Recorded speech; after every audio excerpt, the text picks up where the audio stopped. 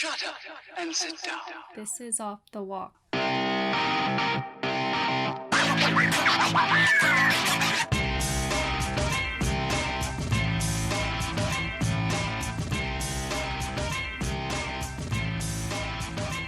So I know that generally Asians are underrepresented in sports, whether it be basketball, football, hockey, etc. But today, we've got someone here who trains for a sport that already, only has a small number of people who participate in. So in terms of Asian representation, I don't know, he just might be the only one. Our guest today is Jon Chu, and we are going to talk about skeleton. Jon, thanks for being on the show today. Oh, thanks for having me. Awesome. So, Jon, first off, for our listeners out there who don't know what skeleton is, can you give a brief rundown?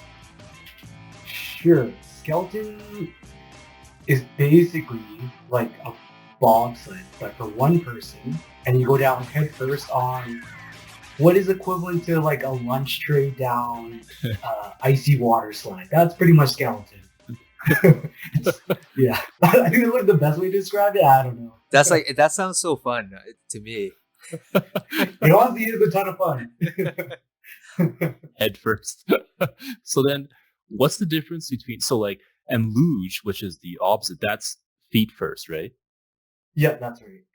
Okay, so basically, there's three types, right? So there's skeleton, luge, and then there's bobsled, which can be kind of like 2-man, 3-man, 4-man. It can be a variety for that, right?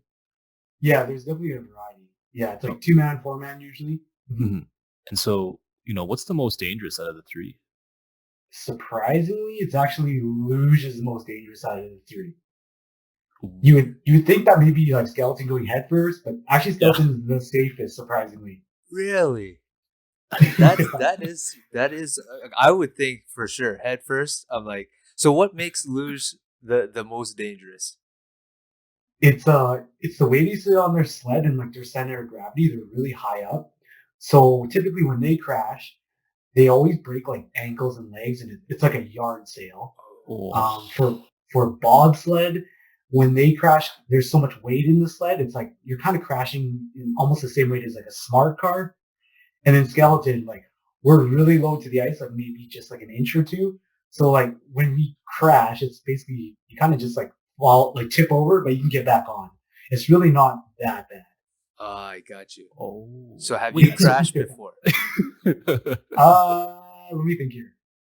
I've only ever had one. I wouldn't like one bad crash, and that was like I dislocated my pinky, but that's pretty much it. Oh, okay. Well, I was gonna say dislocated your shoulder, but you said pinky. That doesn't sound too bad.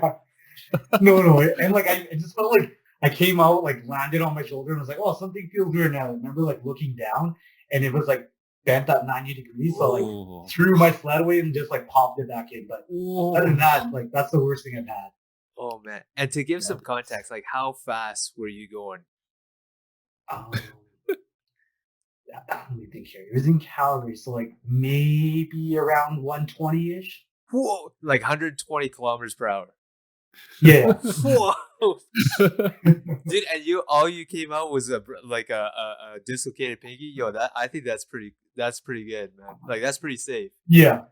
Like for the most part, when we crash or you hit a wall, you just get a couple bruises, but that's pretty much the worst of it. I mean, that's insane. Man. I think I get worse injuries from hockey than what you're talking about.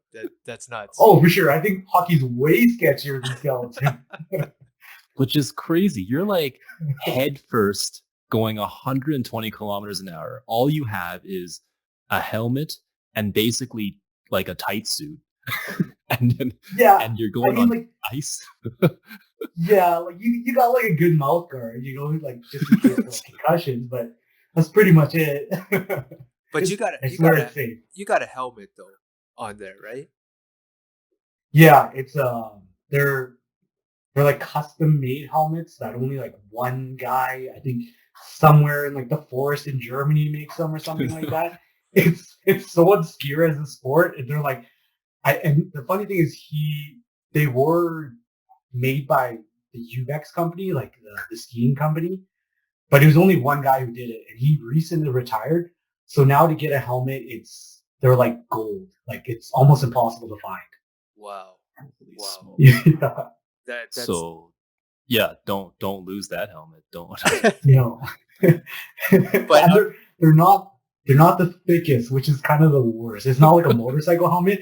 They're like, you can feel it's like one layer of plastic. You're like, okay, cool, What? cool. What? So do you feel safe with that helmet on? Is the question. Yeah. Like I've hit kind of like my head against the wall going pretty fast, and it stayed in one piece, so I'm pretty happy with it. This is like just there's so many safety hazards. This is like I'm like you would expect it to be thicker than a motorcycle helmet because like you're going like there's like what? Or at least the If you ever have a thickness. chance, like look up the origins of skeleton, and they were like these like crazy rich like guys who lived in like in Switzerland, and they made a track, and it was just like, and it's still to this day a men's only club, and they just wear like leather like gear. So I'm like, plastic is a big upgrade. Holy Oh, sm- man. oh, so there's no women's skeleton? No, there is, but this Oh. club that it originated from, Okay. it's still a men's only club. They let women on once a year, I believe. It's kind of messed up. That's Oh, crazy, man. Yes, but it's like a real old boys club for sure. that is Okay. crazy. I got like a ton of questions, man. Like it's like first off, like I didn't know what really a skeleton was. Like I always thought it was just one, and that I thought it was luge, the whole time. Oh, And then no, that's fair. yeah, and then afterwards I started looking up on the internet. I was like, oh, okay, Yeah. that's the difference. So skeleton head first. So like the question I have for you is, how did you get into this sport? Like it's like you say, it's a rare sport, but how did you get into this? It was kind of, I wouldn't say by chance, but I ran track in university, and a lot of my old teammates actually from like the UFC team had made the switch over, and I would run into them occasionally in the weight room at the Olympic Oval, and they're like, well, once you're done track and field, you should come try skeleton. Like the dry land training is pretty much the same. And I was like, well, like I don't think I can run fast enough to turn pro in track when I graduate. So like, why not come try skeleton? Mhm. Sweet, right on. Like I said, I've never even heard of this sport, so I mean that's pretty cool that you got into it, and you've gone pro on this sport, right? I would say like maybe like semi-pro. Okay. But you tried out for the Olympics though. Yeah, like it's like team selections for the Olympic year for sure. That's sick. Like, what did your parents think when you told them I'm gonna do? What are they first like? Yo, wait, what is that? And then was that their first question? Yeah, the first question is definitely, I think, the same thing as like for you guys. They're like, what is skeleton? Because no one actually knows what it is. Everyone just automatically assumes it's kind of luge. Mhm. So that's totally fair. And the second thing was like, they were not happy about it, like whatsoever. Because they thought I'd be like, done sports by the time I graduate university, running track and field full time. And then they were just like, you're done sports, right? Like, it's time for you to go get a real job. Like, that didn't really happen.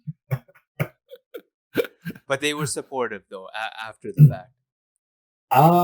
Not necessarily. I'm pretty sure, like, I know for sure my mom was super worried to the point where she would ask me almost every day if I was quitting skeleton. Oh my Yeah. gosh. And how long you been doing skeleton right now? It was about 10 years. Wow. And two, Asking every yeah. day for And 10 years. yeah, I've never actually let my parents come watch me race. I'm sure they'd be 'Cause scared out of their mind. Like, what are you doing? Like, so yeah. they've never seen you actually race. Not in person. Like maybe if there was like a live feed, they've seen me, but never in person. Oh wow. So what do they Yeah. think about it now? Like, are they still kind of they're over it There's now? Are they okay with it or not? No, they're not. So I kind of retired for a bit, and then with COVID, I kind of got invited out.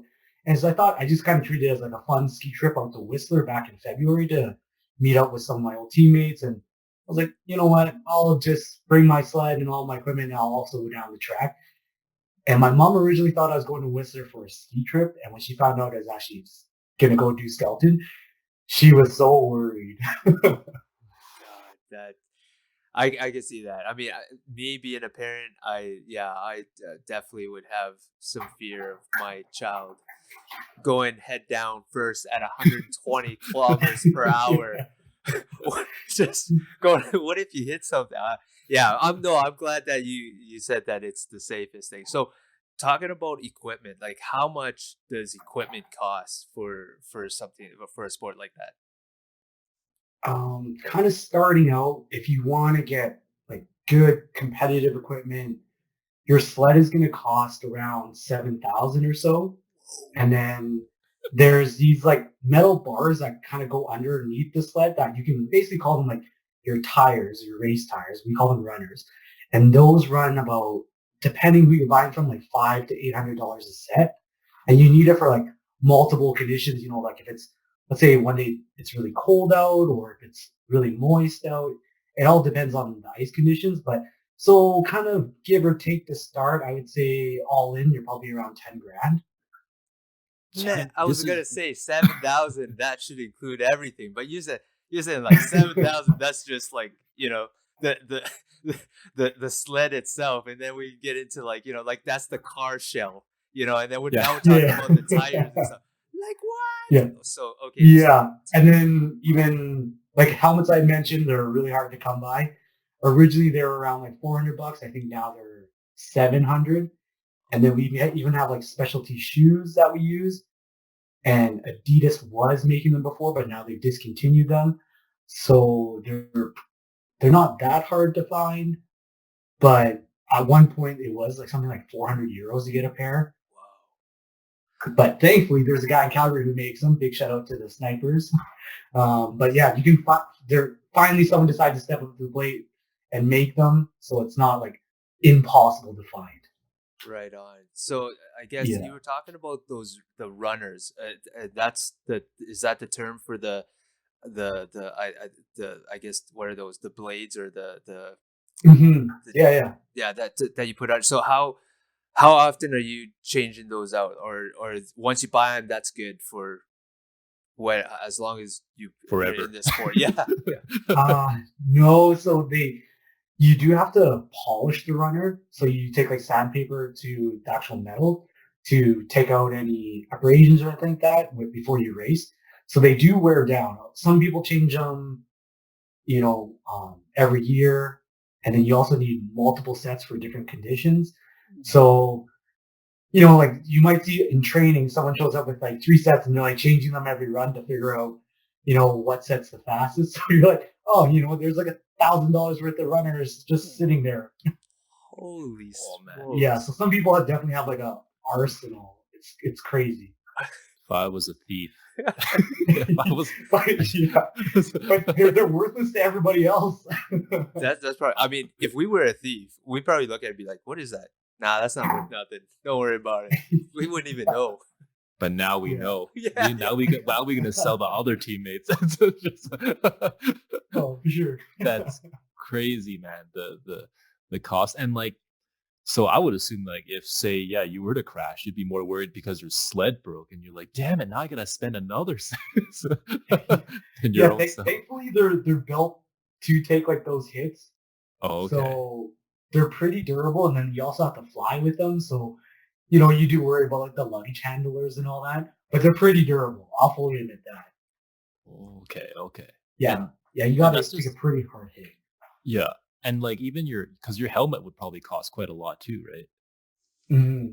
Yeah, like I think depending on the condition, it'd be like $400 to $700 for a helmet. For a helmet, because it's specially made by some guy in Germany. Yeah. Like I don't even know it's Germany. He could be like somewhere in the Czech Republic. It's like somewhere randomly in Europe. Someone had to go find him because maybe he lives in a forest. Like I don't know. Yeah. That's crazy. Well, I don't know. Is it the same as like I know for motorcycle helmets, you're supposed to change them every 5 years. So is that the same type of idea, or does one helmet last you your entire life? Probably not. I mean, I think in like the best case scenario, we probably actually should be changing them every 5 years now that you mention it. But a lot of people just kind of, once they get the helmet, they just use it for the whole career. Okay. Yeah, yeah. Mhm. I hope it's safe to be using Yeah, it in yeah. the whole career. Yeah. For Now sure. that you say that, I'm like, oh, I've had mine for like 10 years. Like, oh. Can you get like any of this stuff sponsored in some way, like from companies, like because you represent, I guess, Canada or the federation, or like, is any of this stuff Mhm. can it be sponsored, or is it all out of pocket? So you could go out and get your own personal sponsors, Mhm. like because previously, like way back when, like Canada had a lot of big sponsors, but we lost a lot of them and a lot of funding. So a lot of it is self-funded now. So it's like up to you if you want to go out and get a sponsor. Oh, Man. wow. It's because I mean Mhm. it's quite costly. And I had the same question. I mean, like a lot of like Eric, you were saying I don't know, John, you were saying that you tried out for the Olympics. I mean, a lot of you got to have a lot of sponsorships in order to take the time out and of the day to get this stuff going. Because I mean, a lot of countries are like they have like a full sponsorship. Like they don't all they do is train. And I don't know, is that the case here with you, John? Uh, Not for me in particular. Like there definitely are people on the team who've had more success, and they get funded by Sport in Canada. Oh, Mhm. But for me, it was all kind of out of pocket because it was kind of a catch-22. It's like you need money to succeed, but they only give you money if you yeah, succeeded. yeah, So it's like, oh, okay, it's kind of a vicious cycle. right. Oh man, yeah, that kind of sucks, right? Because I mean, you're shelling out so much upfront money, right, to get it going, and plus you got to take out your time. So how much time are you training out of the day, or like out of a week? How many times are you training? Training about 5 to 6 times a week, and then depending on the day, it's usually about anywhere from 2 to about 4 hours at least of training Wow. every day. Yeah. And is that like when you're prepping for like a competition or something like that, right? Or is that just even in the off season Um, or something? that'd be kind of like the off season. So almost the whole summer. The training is really similar to like what a sprinter will do plus a weightlifter. So, you'll probably go do a sprint session Mhm. to work on your speed, and then you'll hit the gym and do a whole bunch of weightlifting stuff. So it just kind of adds up. Yeah. That is crazy, man. But then you got to go fly to your tournament, of which you're still paying for the airfare yourself. Yeah. That's true. Oh man. That's crazy. So which like when the competition happens, where are some of these tracks that you can, I guess, where do you compete at? So they're kind of a lot of them are in Europe. So there's a ton in Germany, there's Austria, Switzerland, and then kind of North America. There's Whistler, Calgary. Calgary's just shut down recently, Yeah. and then there's also in the States, Park City and Lake Placid. Okay. Man, those like I mean those places are expensive too, right? I mean, get Yeah. out there and then room and board and even just like, eating out there. I mean, Europe is not cheap, right? That's No, it definitely adds up really quick. You definitely try to find the cheapest ways to do everything. yeah. But that Yeah. just goes to say you must really enjoy this sport, you know what I mean? To go out there and do this all like full time, you know what I mean? Oh, for sure. And like I have to say, like I've been able to travel and like all over the world and meet people from all over the world. So that part was kind of a bit of a trade off. And yeah, like the sport it's a lot of fun. Sick. And like just like in Canada, like how many people do you know of are like in skeleton? Oh Is it a lot? I'm assuming it's not a lot, but no, are we talking I like 100? Are we talking like no, I think it's about maybe 30 at most. in all of Canada? that are Yeah, that are competing right now. I would say about 30. Wow. Like man. maybe less. And then how I'm many just of trying to them think are Asian? So actually, they recruited a new Korean guy last year or Okay. 2 years ago, and then I have a friend. She's half Japanese. She's actually, I would say, one of the best sliders in the world. And then actually, when I think in bobsled, there's a half Filipino guy as well. Oh, okay. So there's 3 people in total. yeah, I guess if you add it up like that, yeah. So it's getting more diverse. But is this was just recently? So you were the only Asian representation that we had in Canada, or was there still like a few others? No, like I would say maybe my other friend, she's been on the team for almost just as long as I have. So yeah, I guess as a full Asian for sure. Yeah, I guess I was the only one. But yeah, there have been some around, but yeah, not as visible, I guess. Well, Yeah. that's good. Well, I'm glad we got some representation out there, because definitely that's at least people take a look at you and say, you know what, if John can do it, I'm gonna try this thing too, and give it a shot. I See can how just it goes. imagine your daughter, or like I can imagine you just sweating every day she comes. Wait, how old is she?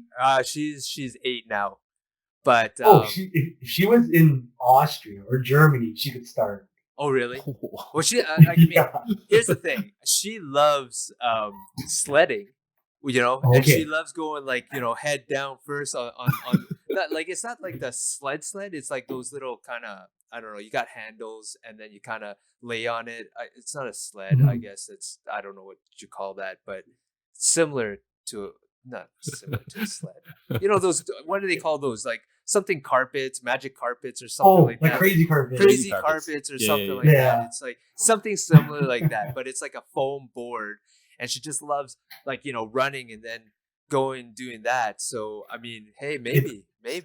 Yo, she's almost like halfway there. I know, and I mean, I'll be honest. I have fun doing that myself too, so I can Yeah, see there you go. where you get the adrenaline from, and I guess the question is what keeps you? What do you get out of it? Why do you like this sport so much?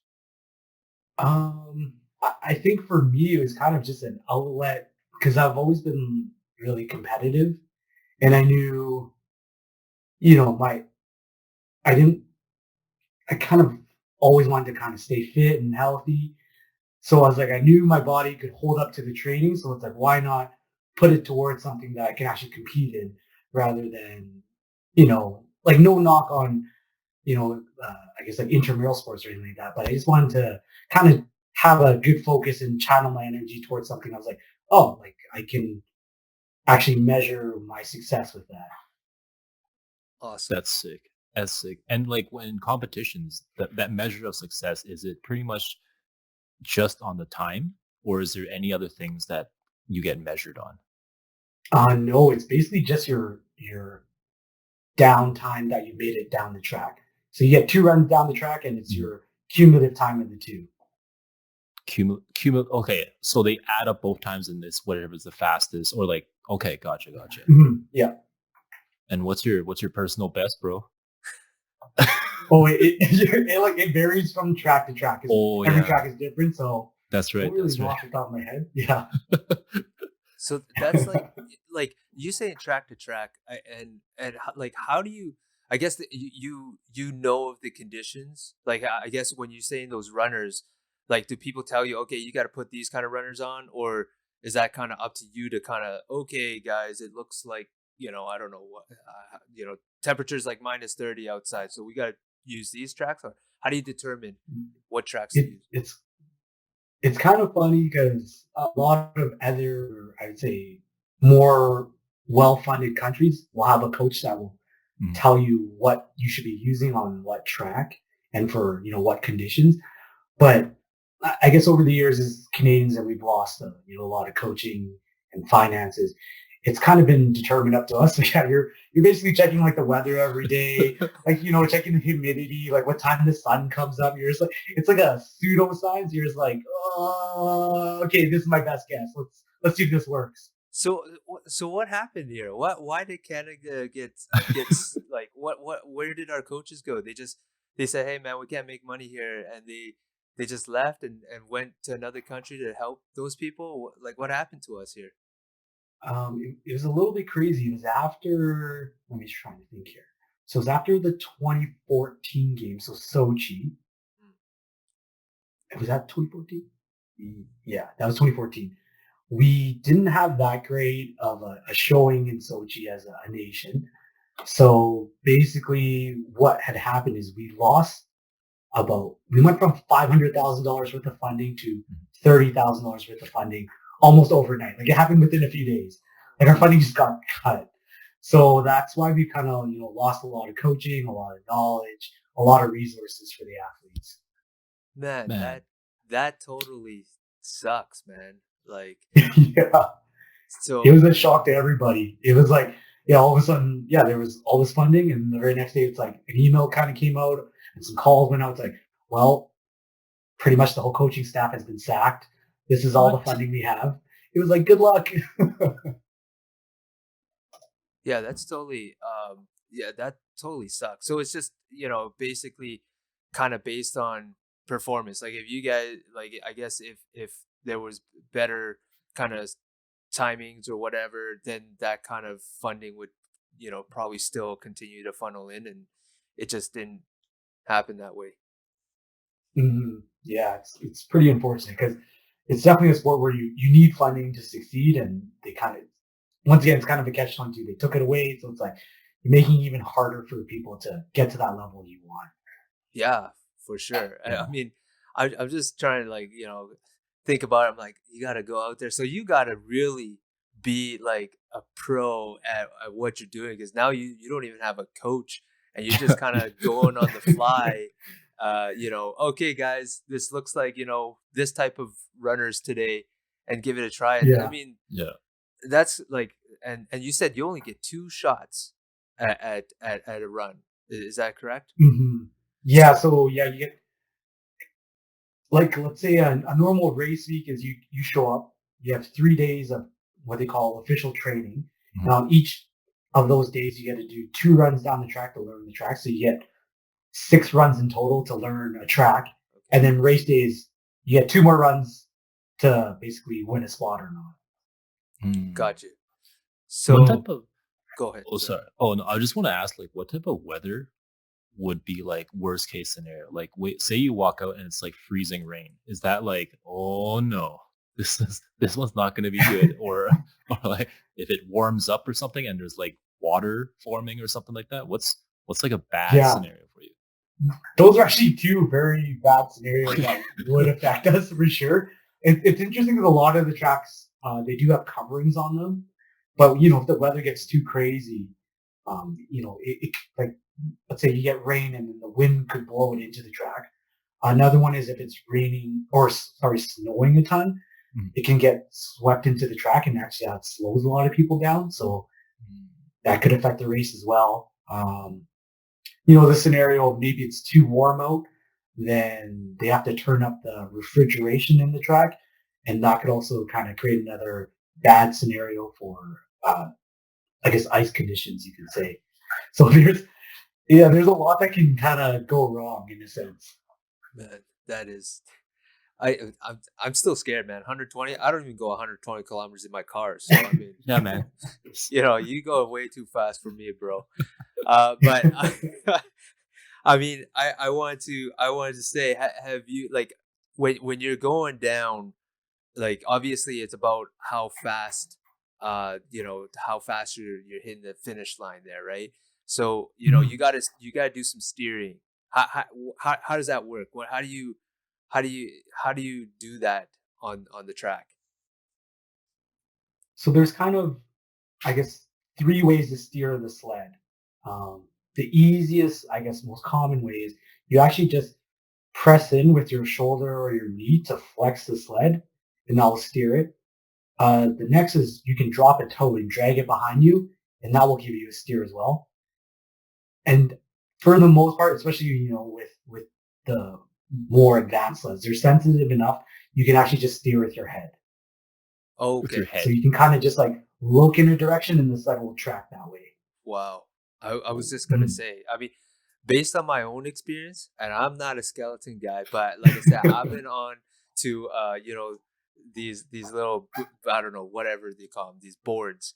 But Yeah. I right when you said the weather condition, how it warms up, just brings me some memories here. And I was going one time on the sled thinking, oh yeah, I got this. And of course, I belly up on the sled, but it's sticky, and the snow Oh, is for like sure. packed, and so Yeah. I just fly right off, and I'm in the snow. It's all in my face. But Yeah. I guess has I'm laughing now, but it's probably not funny. Has that ever kind of happened to you on the tracks at any place? Not to like that extent. Like it'll slow us down. Let's say the worst conditions, or let's say the runners they actually don't dig in enough sometimes. So you could be basically Tokyo drifting your way down, which is really really sketchy. Like all of a sudden you're trying to like steer, and all of a sudden you break out into a massive like skid, like drifting through a corner. It's Yeah. not the funnest feeling. Yeah, yeah. But yeah, yeah. What's like the worst thing that I guess that could that you've seen happen Oh, on the skeleton? the worst thing I've seen. So I know a lot of weird stories from skeleton, but I think a lot of them came out from Whistler before the Olympics. So this is like I wasn't there. These are just kind of stories that got passed down. All right. The reason why they made Whistler, I guess the logic behind it is they decided to make the world's fastest track and most technically hard to drive. So it was like the worst combo you could throw into one. But I've heard of someone going into a corner, steering, and then doing a full like 360 and then cutting out. Whoa. Coming out of the track? No, like going out of the corner. But I've also heard like some people, they try, I don't know what they did. Same thing at Whistler. The sled turned and then they went like head first into a wall and like broke their collarbone. Oh. Yeah, so like it's not. Yeah, that track isn't the best. That is I mean, crazy. it's a lot of fun, but it Yeah. used to be really sketchy. Oh man, like I've seen, like I mean, I've watched the Olympics and I've seen skeleton and luge on, and my heart just like when you see them on the track and then you see them move a lot, like just back and Yeah. forth on that pipe, and then you're like, that's when you're like, oh no, like you get real scared right there, just like Yeah, and that's the crazy thing is like a lot of those guys are the best in the world at doing that. They make it look pretty easy, but if you ever go watch a kind of a lower tier beginner race, sometimes it can be a bit of a yard sale. oh man. Yeah. You're just like, oh, that's what it's not supposed to look like. I mean, you look on TV and you think like you don't you just I don't think you don't realize the speed when you're watching it through TV as if you were watching it in real life. How fast, again, you're saying 120 kilometers per hour. I mean, you just don't realize how fast these guys are going down there, right? So No, I can yeah, just imagine. yeah, and it'll vary from track to track. Like, I think like Whistler and I'm trying to think here, Switzerland, you get up to about 140. So sometimes I feel bad for coaches because they're there filming a corner, or like a spectator, and like you're sitting in the wrong corner, and legit this is all you see is like zero, and that's it's like less than a second. You're like, wow, that wasn't really worth it. You're like, how much? So did I sometimes pay like for watching on this? TV is better. Yeah. True. Do you ever That's like strap a GoPro? I haven't because I'm too afraid like I'm gonna like crash and it's gonna like dig into my back or something like that. But other people have. So if you go on YouTube, there's a ton of GoPro videos now. I gotta watch some of that actually. So Yeah. like, if someone like me would want to try something like this, but obviously not at those speeds. Maybe we'll say 20 kilometers an hour or something less? Like, is it possible? Yeah, for sure. There's what is it? There's like learn to slide days, or they call it Discover Skeleton. So they used to have them in Calgary. Hopefully the Calgary track still like will reopen, but they used to have a night where you just invite people out. You go from about halfway, and you only get up about to 80 or 90 kilometers an hour. It's not too bad. Oof. Okay. Yeah, Or and then you if you go to Whistler, yeah, they still run them as well too. So you can try it out at both tracks. Sweet. Or I was gonna say, you just do what I do, Eric, and you just take a little board with you, and you go find a big steep hill and just ride down it, and hope you don't crash into a tree, and you're good to go. See, and that's why Skeleton's way safer. The track's not designed for you to crash into anything. Legit, they say like depending on the track, like you could throw like a sack of potatoes on it and like throw it down the track, and they'll make it down hopefully in one piece. Oh, See, way safe. Yeah. I was gonna say that's like I feel like I don't even need the board. If I was to try one of those, can I just go down, like feet first, kind of like loose down, just try it like a water slide or something? There are if it's like slick enough, you probably could. Like you probably just sat on your butt. I guess you're right, because halfway through somewhere, because the board's obviously supposed to carry you through with the runners. If I'm sliding on my body, I'm obviously gonna stop, right? Because there's just too much friction. Yeah. So then, like, in the summertime, is it still possible to train for skeleton in the summertime somehow?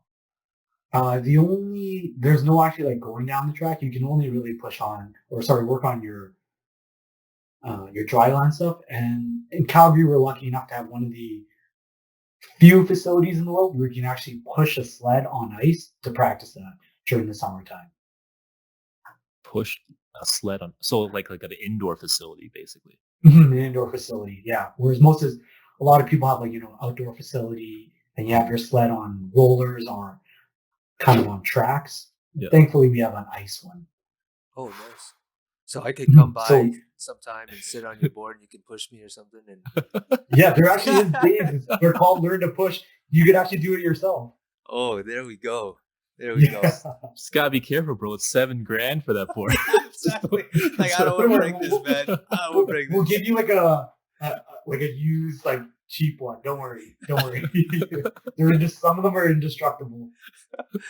So, John, have you tried the other sports? Like, have you tried luge and bobsled?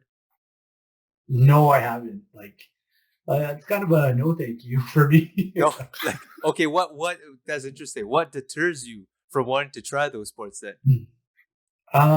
Luge I still think it's so sketchy. Like those guys, I think are crazy. And then bobsled, like I guess really depends who I'm going down with. I wouldn't mind giving it a shot, but yeah, no, skeleton sounds like even feels supposedly way better on the body. Like bobsled, you kind of get the G forces when you're going through corners kind of squish you down. Mm-hmm. So, you hear a lot of guys like, oh, my back is dying. And I'm like, I don't feel any of that in the skeleton because I'm laying flat. Right. Okay, man. Yeah. You got me on that because I already think you're crazy. And you think the luge guys are crazy. So They must be crazy. They must be crazy. Yeah. I mean, like, I don't know how many times I've like walked around the gym and you see like, kids on crutches and stuff. I'm like, oh no, like what happened? Like what happened?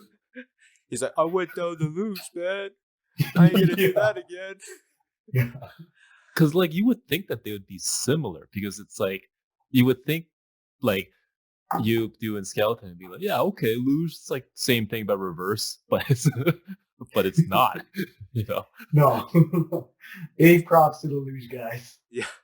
So did you ever get like a hard time from your buddies, asking you why, like why skeleton? Why don't you do like, I don't know, hockey or soccer or some other sport? No. Or were they pretty supportive? From the guys, it was. I'm trying to think here. It was kind of different. They never asked me why I did it, but I think they're always kind of curious of how much time it took away from everything. Because the amount of, let's say, birthdays and weddings and unfortunately, even funerals that you miss because you're traveling or you're training. those you miss like a lot of events with your friends and family. So that was kind of hard. I would say for this picking the sport was more. I think I think my parents were worried of why I picked skeleton of all sports. Like, what the heck is that? But you were a pretty athletic kid from a young age. Yeah, for sure. I'm like my parents have always had me involved in sports, so like I swam competitively. I played basketball like in junior high, and then No I actually wanted to play badminton. hockey for the long. No, unfortunately, no. I never actually played badminton. I You're actually wanted missing to play out. hockey. Yeah, it looks no. Hey, I'm terrible with hand-eye coordination, like swinging a racket. So I'm like, you ever watch me play tennis? It's atrocious. So, so I'm like, I probably want to stay off the badminton court so I don't embarrass myself. No, that I mean, I think that's awesome. I mean, that's great. I think that at least you were playing, you're doing some kind of competitive sports when you were younger, right? So that kind of Yeah. got you into the competitiveness in sports. Like for myself, I love sports, but I never never really had the opportunity to do it on a competitive level. Always just kind of like Mhm. street hockey or the ping pong, with a broken paddle or broken table or something like that. Um, but yeah, I think that's always a good thing because I feel like competitive sports, it just like you say, it just brings up so much determination. Like you were saying that there's just so much dedication to the training and the sacrifices, right? Because you probably had a bunch of buddies that are out doing their stuff, and they're probably like, "Hey, John, come on, let's go," and you're like, "No way, man! I got to get up at 6 in the morning to do your thing." So you got stuff like that, right? Yeah, for sure. And it's interesting to kind of see the fall off with my friends like stopping sports through kind of each stage in life. Because like even in high school, like I played football and had a ton of buddies who did it as well. And then by the time we got to university, like that turned into like a tiny portion of people, continuing to play sports, like say at the university level. Mhm. And then once we were done university, that was even less. It was like it was kind of crazy to see, yeah, that continual drop off at every stage. So yeah, I've been kind of, like lack of a better word, been blessed to be able to kind of find an avenue at each stage in life to still compete. Yeah, and like you also still have like a full-time job as well too, and a job that's lucky for you to be able to like allow you to take time off because otherwise, I'm assuming a lot of people they don't start their like assuming how long their career ends they don't start their career like their professional I guess or work career until much later, right? Oh, for sure.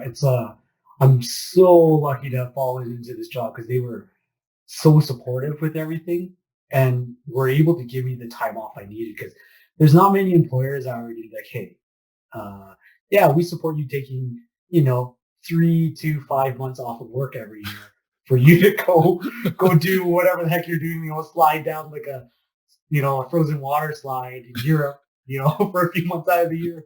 So it was, big shout out to our work for sure. Because I would say even now, there's a lot more athletes my age. I'd say even like for the first few years, almost nobody actually had a quote unquote, kind of professional job. There's a lot of people serving or, bartending, just kind of odds and end jobs that you could just get enough to pay rent or survive. But yeah, I super lucky to kind of fall into a job that I could keep even after I'm done like skeleton. Yeah, that's wow, man. Like you got to hook me up with this job. They let you go for like 4 to 5 months. I'd be Yeah, like, it they'd be was like, it was unpaid.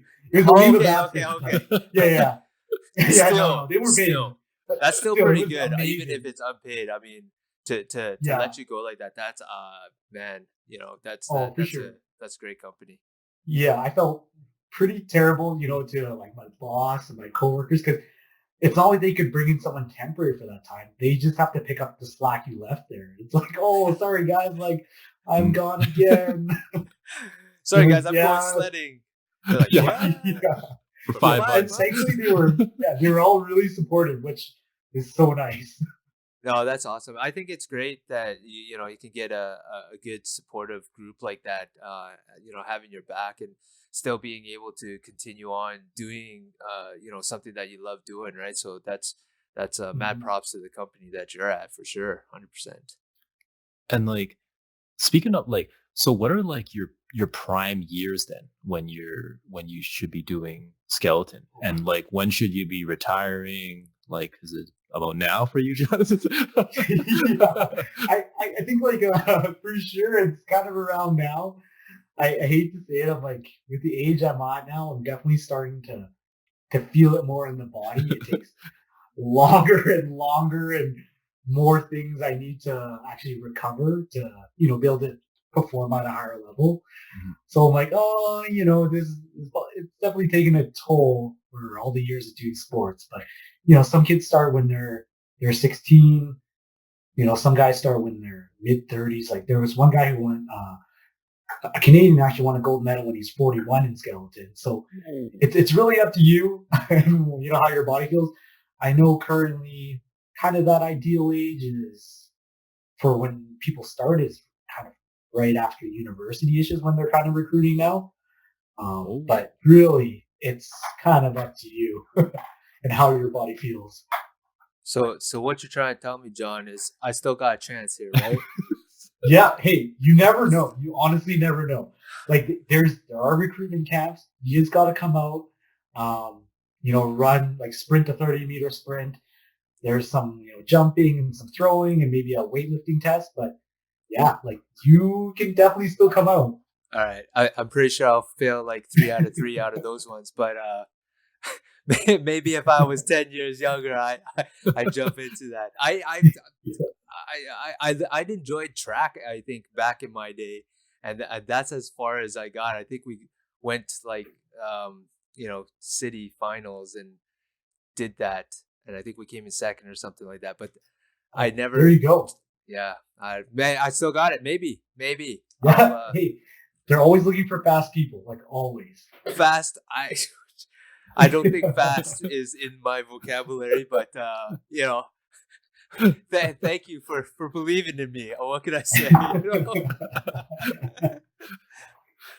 Oh, So speaking of tracks, I noticed you mentioned like the Whistler and Calgary. So are there only 2 tracks in Canada? And you only mentioned, is there only 2 tracks in the States too?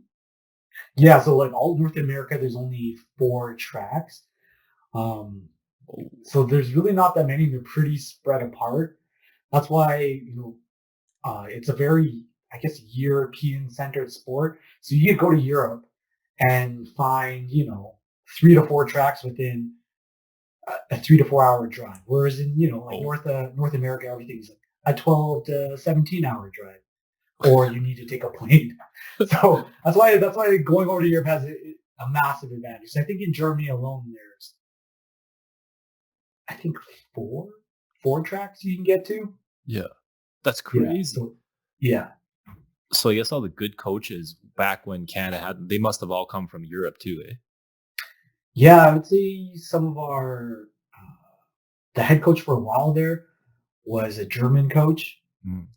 Yeah, and for the longest time we had a Latvian coach. So yeah, so a lot of Europeans for sure. Yeah. And what's the hardest track in the world, Oh, in your opinion? in my opinion, and this is biased, like because I haven't been to all of them. Oh, There right, are yeah. some that I haven't been able to get to, but I still think Whistler is probably the hardest track in the world.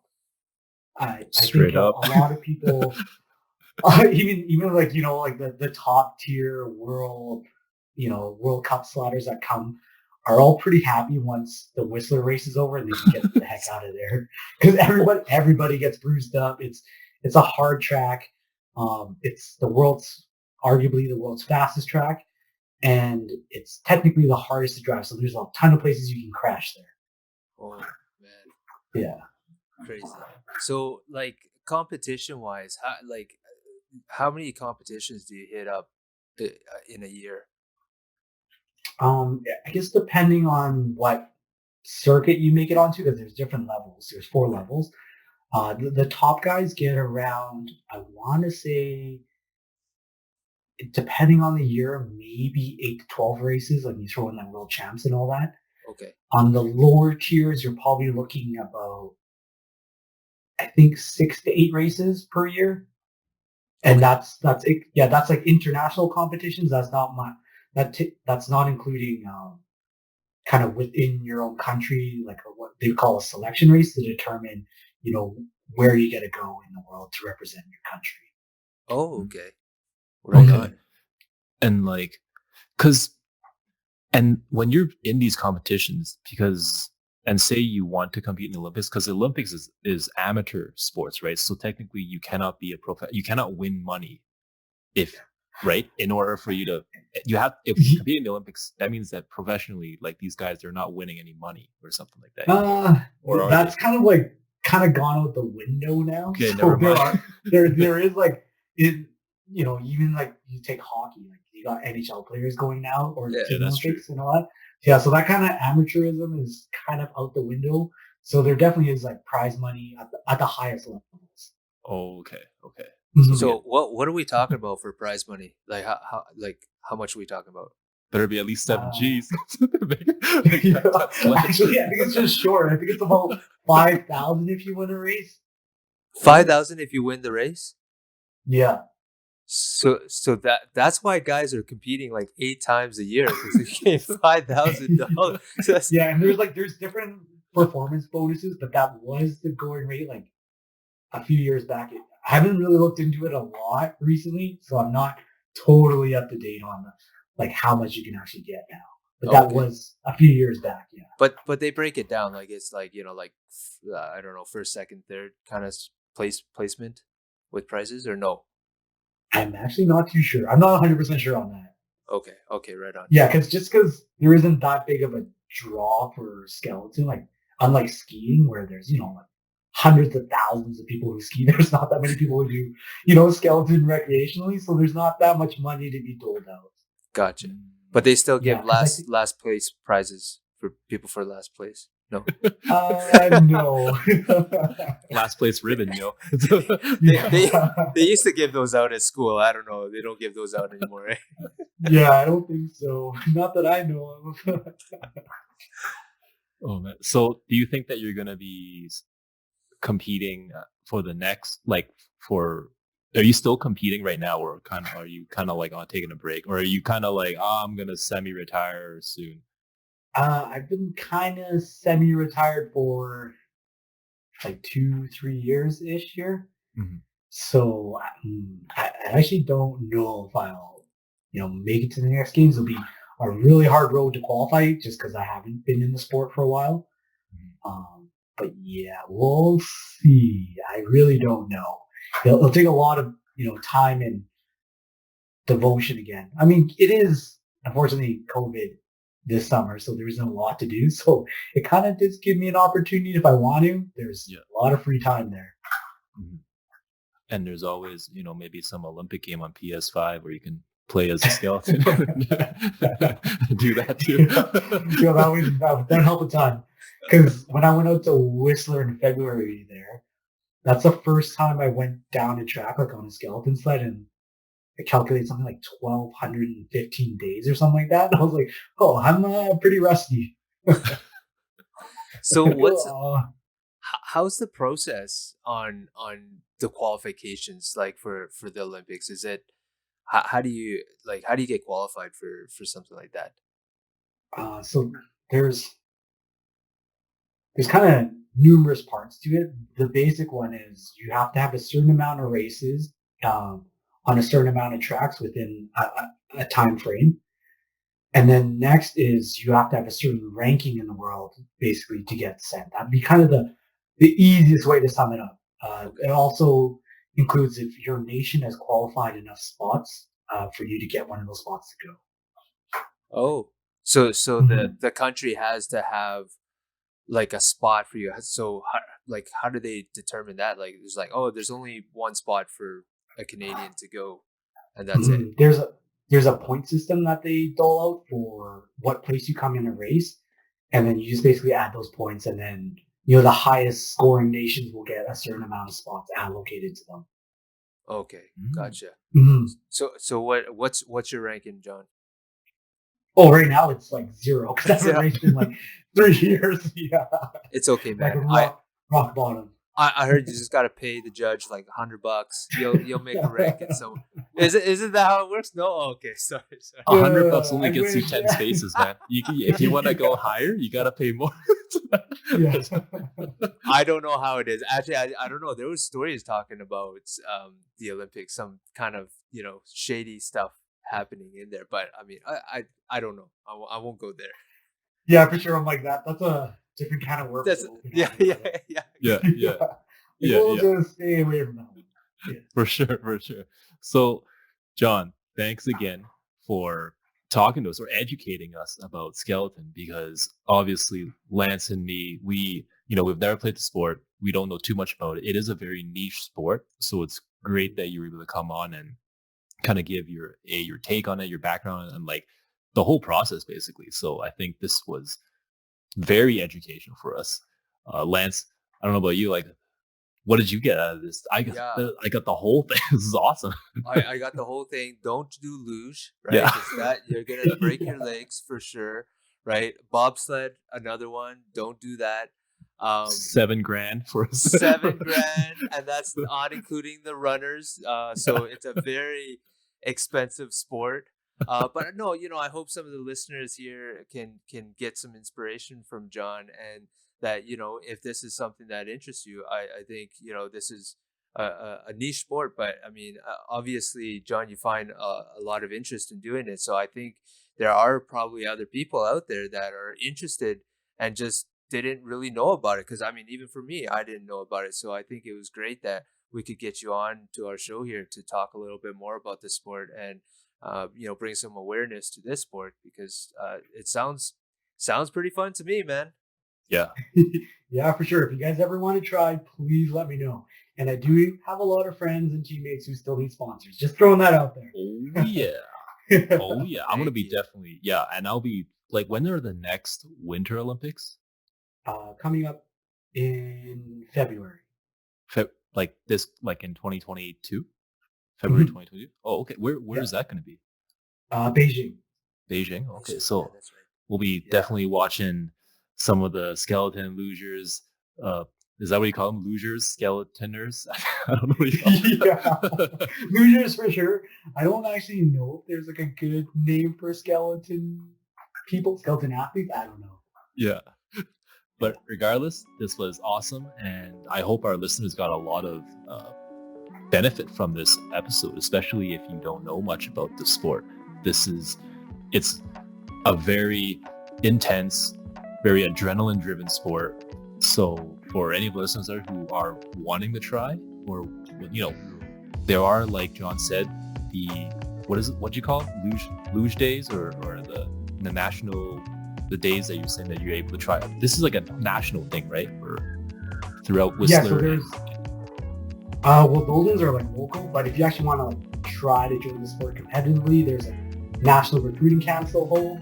But there's also kind of a learn to slide day as well, where anybody can come out. Like if you want to bring your kids or your parents or anybody, yeah, there's always opportunities for non-competitive as well. That's awesome, and we'll make sure to put some of those links down on our episode once this comes out. So yeah, thank you again, John, for this awesome chat.